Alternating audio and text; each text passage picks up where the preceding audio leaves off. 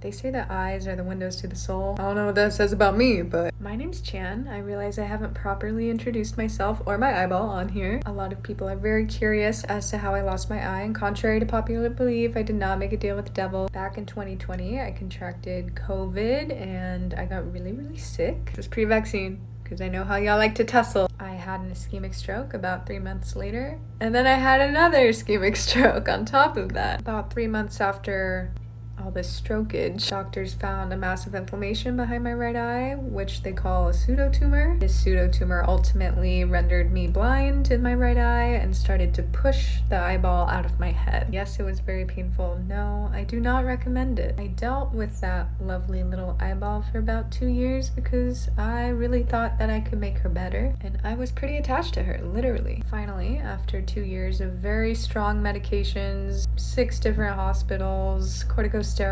radiation, like everything you could think of, I decided it was time to say goodbye to Miss Eyeball. And it was honestly one of the hardest things I've ever done, which is wild because she was painful and not aesthetically pleasing, but she was still mine, and we had been through everything together. It felt like I was losing a part of myself. So now we are learning to live with a sparkly eyeball in her honor. I have several, as you might have seen, and just try to see the light in all of this, because honestly, what in the world?